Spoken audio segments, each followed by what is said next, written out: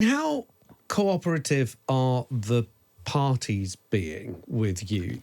Are they letting you have advanced copies of big policies? No, you laughed. Sorry, I wish. You've answered my question. The good ones answer questions when we go to them with questions. Right. But yeah, advanced copies of things is too much to hope for, I'm afraid. The political parties are in this thing to win. And they're in this thing to persuade all of us who are voting in, about 33 days' time, to vote for them. And if they can get their facts right in the meantime, then that's probably a bonus. I hope they think it's a bonus, but certainly helping out fact checkers is not top of their priority list. See, that I have to say, I know I'm being naive, but that strikes me as odd. I would rather have Imagine how powerful it would be to say, here are our policies, here are our statements, they've been fact-checked. Yeah. I work in the security sector when I'm not doing this job, and most companies come to security experts and go, try us, test us, test our security. We want to know if what we're putting out there is safe. And you'd think that someone we'd want to run the country would want the same level of scrutiny in what they have to tell the people. Completely. It's like car manufacturers. They'll crash their cars against a wall in order to prove they're safe. Exactly. We'd like to be the crash test dummies of politics.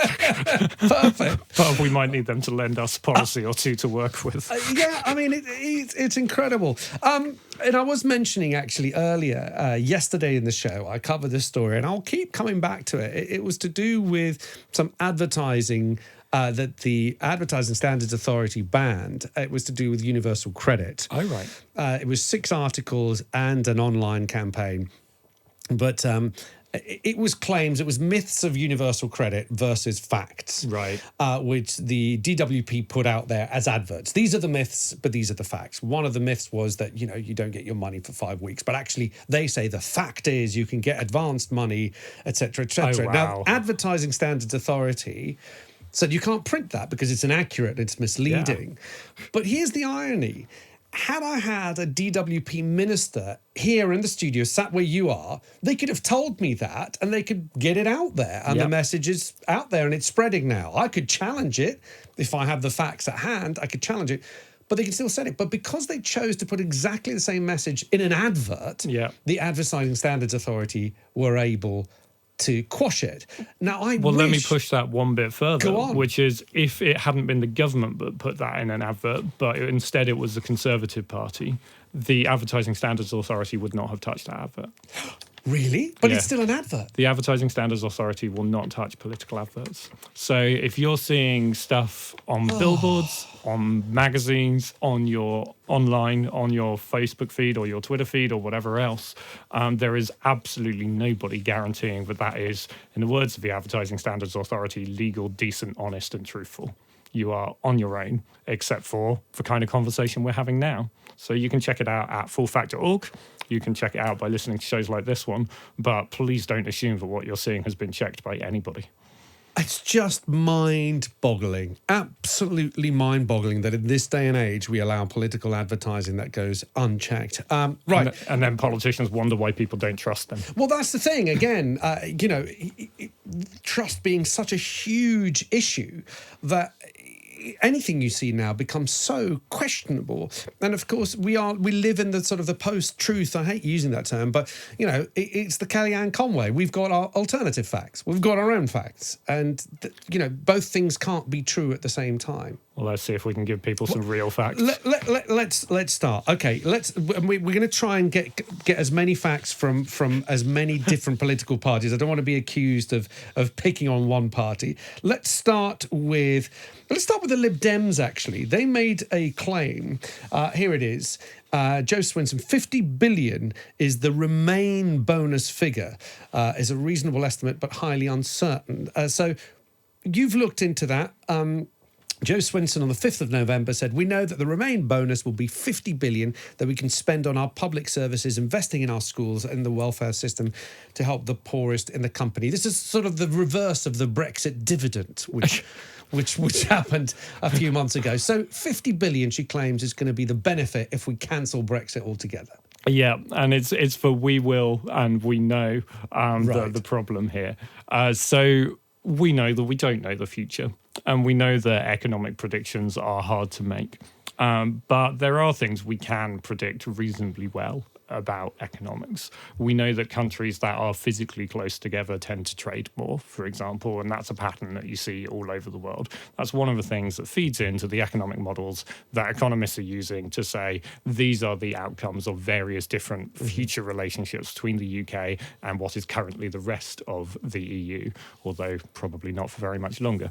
So the Liberal Democrats have looked at various of these forecasts, and they've taken actually a fairly moderate, fairly careful end of those forecasts. And they've said, well, if we do stay in the EU instead of leaving, then we will have a bigger economy than we would if we left the EU, according to most standard economic forecasts. Now, that doesn't mean the economy will shrink if we leave the EU, but economists tend to think it will grow less quickly if we leave the EU than if we stay in the EU.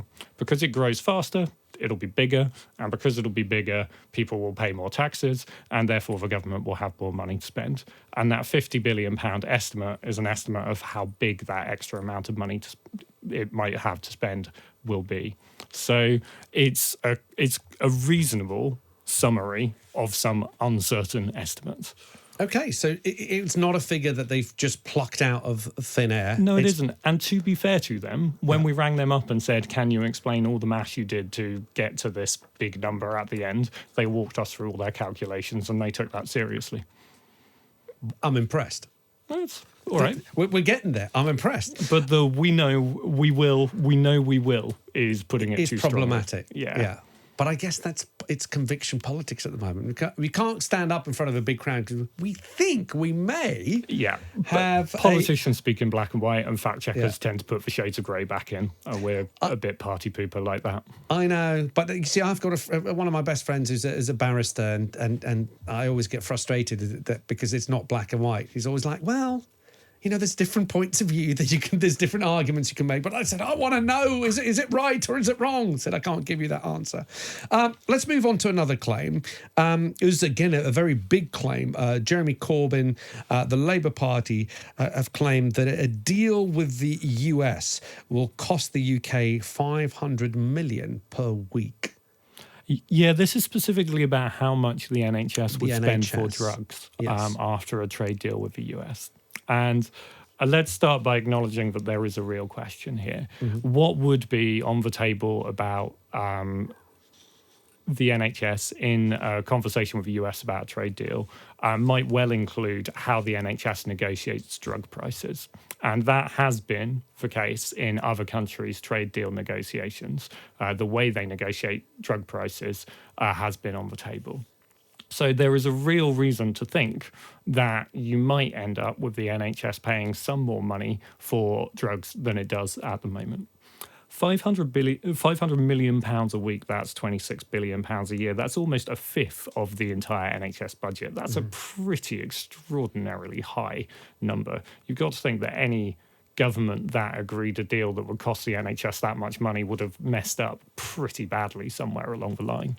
Actually, we spoke to experts of the Nuffield Trust who study healthcare, and they pointed to the example of Australia, where they did a trade deal with the US, and actually drug prices haven't changed very much. Right. So it's reasonable to think there might be, this is a real risk. This is something that's worth talking about, that politicians should be scrutinising. But the idea that we're suddenly going to be paying £500 a week more for drugs on the NHS is, there's no basis for saying that. That's a massively extreme prediction at the moment. So we could say that is a figure that's just been. Did you speak to the Labour Party? Did they tell you where they came up with that figure? I wasn't directly involved in that conversation, so I don't know what conversations my colleagues had with the Labour Party there. But I think they're just taking the kind of largest example they can. The basis of it is if you paid in the UK what they pay for drugs in the US, then this is what we would be paying. Right, okay. But I think we all know that what they pay for drugs in the US is amazingly high, and because there is basically one massive purchaser of drugs in the UK, i.e. the NHS, that has an effect on how much we pay for drugs. Okay. We've got plenty more questions to fact check. We're going to take a quick break. If you have a question, now is your time. Tweet it to us at Talk Radio. If you're unsure about something you've read, Will is here. It's all in his brain, basically. It's really not. Perhaps also on his and mobile our team phone. Of fact checkers. Perhaps also on his mobile phone that you can look up.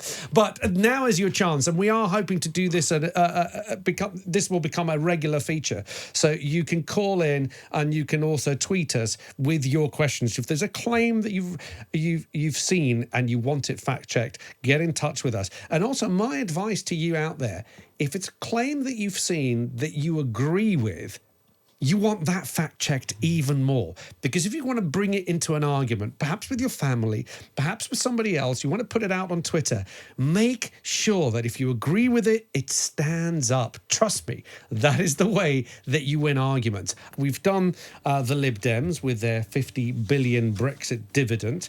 We've done the £500 million a week from the Labour Party. That's the cost of drugs that would be required to pay, which I think Fact Check have said that that's an extreme estimate. And let's move on to the Conservatives. Now, this is not a particularly new claim, but it's a claim that the Prime Minister really loves sort of spouting out there. And it's the 40 new hospitals. Is it true? No. Okay, let's move on. No, okay. So, and just a small fact check. We are fullfact.org. Factcheck.org will find you some people in the US. Exactly, fullfact.org. Forgive me. But yeah, so the when I think of being told we're going to have 40 new hostels, I think of 40 blank pieces of land somewhere in the country that in a few years' time will have a great big building on them full of hospital beds and doctors and nurses. What we've actually got is 6 hospitals that have been given money for building works in the next 5 years, and another, I think it's 38, that have been given money to plan for building works in the 5 years after that, with no guarantee that they'll actually get to do the building works. So no, I think calling that 40 new hospitals is absolutely, not fair. I was going to ask you an unfair question, which I won't. Thanks. Which I well, no. The thing is, if it's been debunked and you see it, and the same can go for I'm sure Jeremy Corbyn's not going to stop repeating the drugs are going to reach £500 million a week. Do you find it irritating when you go, look, we've looked into this and it's just not true? Stop saying it. Yes, of course I do. I mean, that's how I got into this thing in the first place. Full Fact was set up as a result of a group of annoyed friends. I was one of them in a pub, frustrated at the state of politics and exactly this experience of shouting at the radio or shouting at the TV when people are saying things are not true. But I think it's really important. We are the voters. We are the ones who ultimately get to decide whether these people have a job, and it's our job to push back on being fed this kind of nonsense. So we can hold them to account if they knock on our door, or if we go to a hustings. We can hold them to account with who we vote for. And at Full Fact, we're trying to amp this up. So we're building software now that monitors everything politicians say, everywhere they say it, whether it's online or on TV or whatever, so that when somebody repeats something we've fact-checked, we can respond straight away and actually try and get them to stop saying it quickly enough and comprehensively enough to really make a difference. We'll see if we can win that battle. Okay, but here's the thing, and I know this is going outside your remit a little bit, but do you think the politicians faced with the truth, if you tap them on the shoulder, and I know you guys at Full Fact, you're very polite, very, you're not partisan. You're just saying, I know it will be done in the manner of tapping someone on the shoulder and going, we've just done a little bit of work on what you've been saying, and I'm afraid it's not quite true. Do you think that politicians will go, oh, okay, my bad, I'll stop saying it? Or do you think that they'll just continue? Sometimes they do take it all back. So we had an example the other day where a politician actually published a video online saying, look, I'm terribly sorry, I got that completely wrong. Here's what the actual figures are. Amazing. Yeah, so it does happen. Credit there to Layla Moran, MP, or Lib Dem not MP. currently an MP because Yeah, she's standing for candidate. She's a Lib re-election. Dem candidate, but yeah. I will give her credit. Two of her colleagues from the same party failed to do the same thing, including their party leader. But there are MPs who will stand up and correct the record when they make mistakes. And that's really important to say. They are not all lying to us all of the time. People do make genuine mistakes, and people do try to clear up the record sometimes when they make mistakes. Will, someone very kindly has put up on Twitter that we should do a podcast. There we go. Great. People want a podcast on fact checking. We're here for you however you want us. It's not a bad thought. Thank you for that. We'll steal that idea. Now, let's look at something else. Only because we're on hospitals. Oh, yeah. David Lammy came up with a figure saying that 200,000 nurses are quitting the NHS per year. You had an issue with that number. Yeah, well, this is the thing. Like, people leave jobs all the time, right? So we know that in any given year, about a 30th of the working population retires, about a 30th of the working population starts working for the first time, right? Because people get older. What David Lammy has done is taken the figures for everybody, every nurse leaving the NHS, including people retiring and so on, Right. and mistaken that for people who are quitting because, it's a tough job and so on and so forth. So it's a really good example of you can look at some data completely, I would imagine, completely honestly. I don't know what was going on with him or his team, but you can look at some data and just get the wrong end of a stick. And that looks like what happened there. Okay, let's move on to a Brexit Party claim. The claim is the withdrawal agreement, this withdrawal agreement that Nigel Farage would like Boris Johnson to throw out in order to get the Brexit Party support. But the withdrawal agreement means any future free trade agreements between the UK and the EU would make the European Court of Justice the ultimate arbiter of disputes. This is why Nigel Farage considers the withdrawal agreement as not a clean Brexit, not a true Brexit. He keeps going on about that it's an internationally binding agreement, and we will be caught in the clutches of the European Court of Justice's arbitration powers forever in perpetuity. No, we won't, or at least there's no reason to believe that at the moment. It's worth reminding everybody, in case we were getting our hopes up, that the withdrawal agreement is not the end, it's the beginning of the next round of negotiations. The withdrawal agreement is the divorce agreement. The next negotiations about how we're going to live together in future for the coming decades. And that might be a trade agreement. It might take years and years and years to negotiate. There is still a possibility of no deal and a total breakdown in the kind of formal relationship between the UK and the EU. In other words, if you thought you were bored now, fast forward 3 years and we're in for more of this. I mean, in a sense, and being as objective as I can, the idea of get Brexit done only kind of gets you halfway, because I suppose there is sense in that phrase, in the sense that it's unambiguous. If the withdrawal agreement passes, it's unambiguous that we've left the EU. We have made a clear decision. We have made a clear decision. But we have not finished Brexiting. But correct. We do not.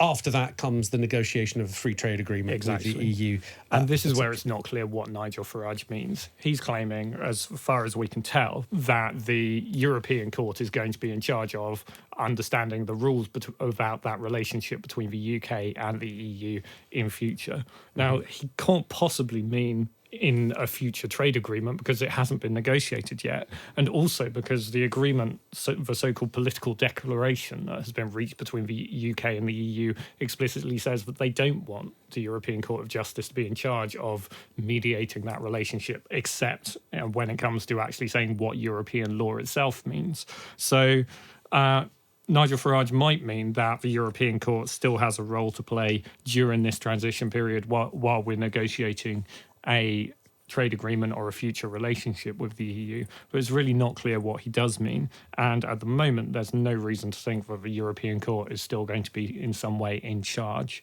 under a future trade agreement. I think we've got time briefly for one more.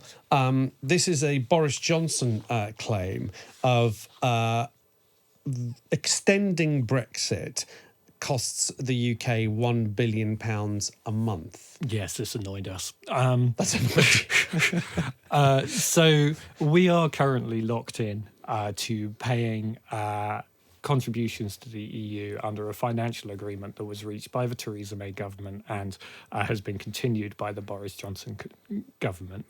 There's an agreement as to how much the UK has essentially agreed in the past to contribute to EU things that remain relevant despite the fact we're leaving. Things like pensions for MEPs, etc., projects that were already agreed when we were members. Yes. Exactly, things we've signed up to and carry on. So that amount of money is going to be paid. And we are paying it essentially in installments up till the end of next year, whatever happens. Right. So if we extend this transaction period as we have, nothing changes about that bill. We're essentially continuing to pay it month by month. We will continue to pay it month by month until December next year. And extending the negotiation period doesn't change that bill. So there is no additional cost for doing that. It doesn't cost us anymore. It doesn't, no. Okay. Will, it's been an absolute pleasure having you here. Will Moy, the Chief Executive for Full Fact. Important to state that Full Fact, you're an official charity, I We're believe? a charity. We have a cross-party board of trustees. All of our staff have to make declarations to make sure that they will not express political opinions in public. We're very, very careful. Ultimately, every voter has to make their own mind up, and we're here to help people do that. And I have to say, for someone like me, you are invaluable, because even when I'm on air, I'm very often on your website, just putting in a question, because your search terms very easy and knows kind of roughly what the question should be, and you start up an article with claim and conclusion, and then if you want to go to more detail. So I do urge people out there, if you're wondering, and particularly if there's something you agree with, just check it. Just give it a check. It's now you've got an extensive library of articles dealing with pretty much everything.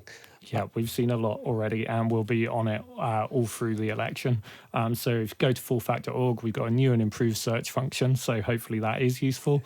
And you can find our email address if you want to send us a question. Will you come back? I'd love to. Can we do this as a regular thing? We might not be able to do a podcast, but maybe we can just do half an hour every Sunday.